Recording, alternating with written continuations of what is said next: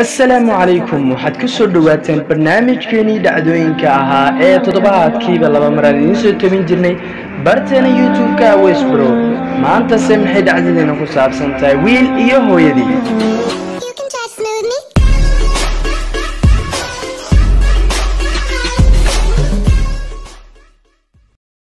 marka hore haddii aad ku cusub tahay subscribe sidoo kale barta dhiirigelinta like-tan inoo raaci si aan hore ugu sii socno welcome to my dhacdadeena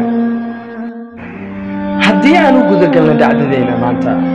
wiilka yar ayaa hooyadii maalmaha ka mid ah waxa uu marayay imtixaankiisii heerkii dugsiga hoose hooyadii ayuu wuxuu ku yiri hooyo beritoole waxaan leeyahay imtixaan adag waxaana ka gudbayaa dugsiga hoose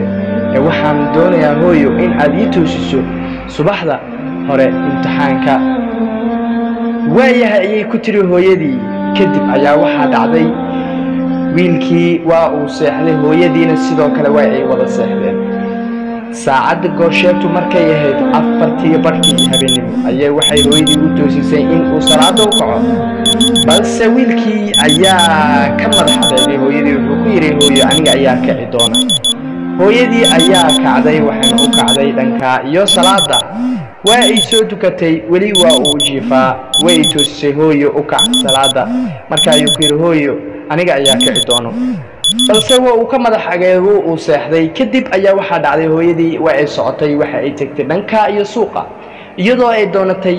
nolol maalmeedkii maalinta ay ku adeegan leed amba ay hawsha ku qabsan leed kadib ayaa waxa ay soo noqotay saacadu markay ahayd 8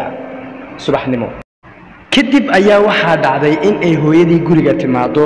wiilka ayaa soo toosay subaxdii hore balse saacadu waa ay ka dhacday uu tagi la iskuulka wuxuu soo kacay saacadu markay ahayd 7:00 kadib ayaa waxa dhacday hooyadii markii ay timid 8 ayuu ku yiri hooyo maxaad ii toosin weyday waqtigii aan imtixaanka mari lahaa balse waxay ku tiri hooyadii hooyo maxaan ku toosiyaa imtixaankii aakhira ayaad u toosi weyday makii adduunyo ayaan ku toosiyaa waxbarashadu waa cajiib wax dhigashadu waa cajiib waanadu waa cajiib waxtarku waa cajiib wax walba oo wanaaga ku jiro waa wada cajiib balse waxaana looga baahan yahay in aan mar walba ku fiijignaano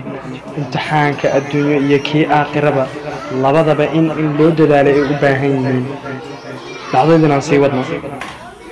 kadib wiilkii ayaa yaab darteed ayuu madaxa qabsaday kadib markii uu hooyadiisu habsiyo hooyo waxa uu ku yiri waxaan moodayay imtixaanka kaliya in uu yahay kan nolosha dadka uu ifiya balse hooyo waxaad maskaxdeeda ku soo kordhisay